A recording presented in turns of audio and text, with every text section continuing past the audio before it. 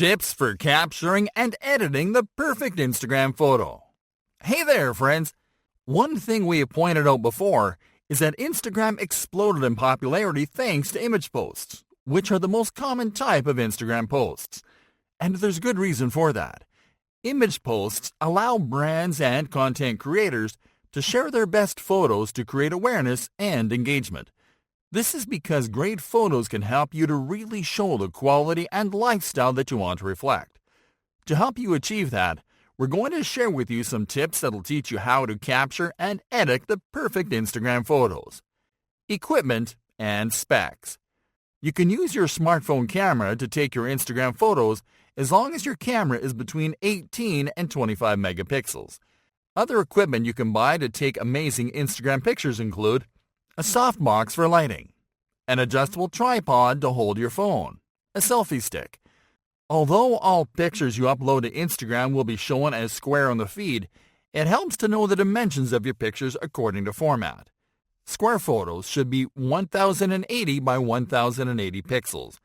Landscape photos should be 1080 by 566 pixels. Profile photos should be 1350 by 1080 pixels.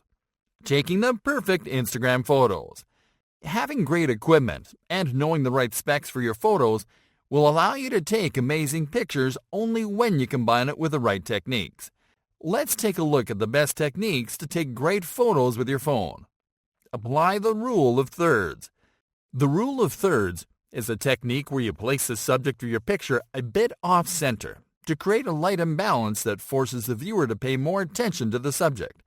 This means that by creating this imbalance, you'll focus the attention on your product.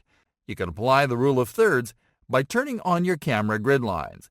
Then aim your subject in the intersection between a set of vertical and horizontal lines in the grid. You can enable your camera grid lines by going to your camera settings while you are on camera mode. Use symmetry. People are naturally attracted to symmetry and cool patterns. You can achieve symmetry simply by placing your subject right at the center of your pictures. Another good technique is to use leading lines to draw attention to your subject. This is the opposite of the rule of thirds, and it can also help you to achieve very interesting results. Focus on a single subject. If your objective is to highlight a product or feature in your pictures, the best method is to focus your photos on a single subject. This means that you have to take your pictures with your subject, whether it is a product, object, or person, against a clear or minimal background, free of other objects and distractions.